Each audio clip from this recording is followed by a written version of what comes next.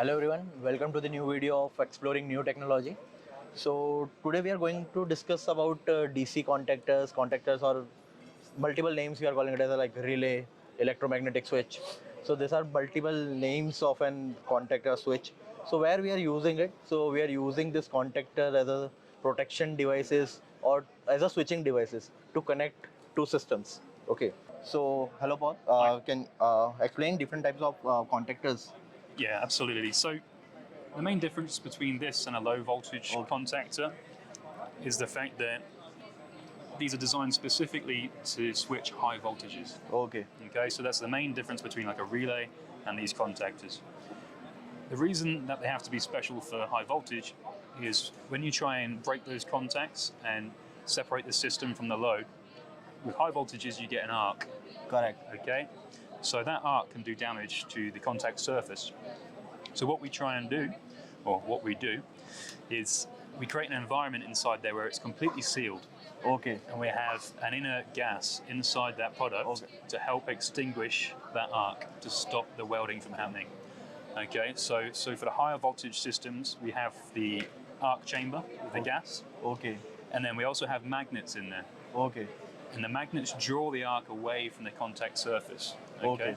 So there's lots of different types of contactor. We start from 20 amps all the way up to 1,000 amps. Okay. Typically, the 20 amps will be used as a pre-charge circuit, Okay. in conjunction with a pre-charge resistor. Okay. And that will make sure the system is all level before you close your main contacts. You don't want to be closing into any large loads. That causes damage to the product. Correct. And we want these products to last the entire lifetime of the vehicle and longer. So it's essential to then you use pre-charge relays to protect components. Because whenever we are switching on any DC supply, okay, there is a spike. Like for example, it is in 300 volt supply. So as on you switch, so there will be a spike of 0 to 300 directly. So there will be an inrush current. So to control that inrush current, we are using pre-charge circuits in a vehicle that eventually reduce, like it takes seconds or 1.5 seconds to reach 300 volts. So it's slightly increased, not like linear or directly it will goes to 300 volts. So it's important to use pre-charge. Yeah, so once we've decided where the product's going in the system, there's lots of different options that we can choose when designing in a product. Okay. So obviously the system voltage, as you mentioned, Yes. typically on the existing electric vehicles we'd be looking at 450. Correct. Now we have 800 volt systems, Right. and our customers are now looking for 1,000 volts, and it goes Correct. keeps going and keeps going. Keep going. Okay, so we've got a selection of products here which go up to Okay. 1,500 volts DC. So once we know the voltage of the system and we understand the continuous current of the system, we can start to select a product. You can see this type is round. This is actually called an epoxy contactor. So it's actually got an epoxy resin and it's set around that arc chamber. Another way of doing it is with ceramics. So in these rectangular products, rather than the epoxy chamber, we have a ceramic arc chamber. Okay, so they're both filled with gas, but it's just a different technology. The ceramics are actually better for higher voltages because we get to use different gases inside the product. But the resins are also very good at what they do.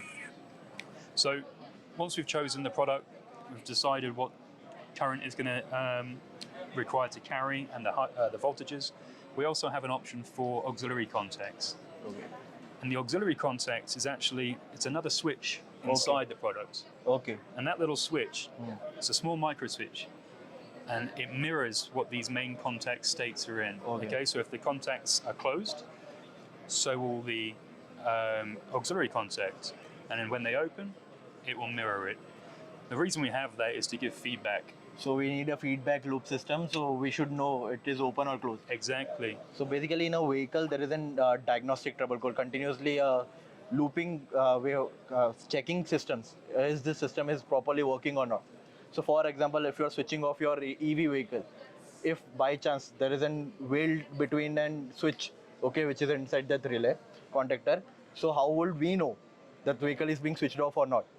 So by that auxiliary switch, it gives and feedback to a control system, so it can detect, okay, whatever input you given to open that switch, it is opened. So we need an auxiliary switch for a feedback system. It's switch to know the actual position of a switch. It's open or closed. Exactly. So customers will decide if they want a normally open or a normally closed auxiliary switch. It's purely up to their system, how they've designed it. We have different types of auxiliary switch. And what we also have with these products is a coil economizer. Okay, so when you're designing your system, some customers like to economize the product themselves, and that means that their control system will reduce the voltage to the coil once it's closed, because we need a lot of input power to close the contact. Correct. But then once it's closed, we can reduce that power and save energy, reduce heat in the system, all the good things. So we have different types of of coil economizer. Okay. So This one, sorry, Karen. So basically, economizer means like economically we have to make that relay. Like for example, it should be a cost economy, power economy. It should reduce like amount of consumption. Okay.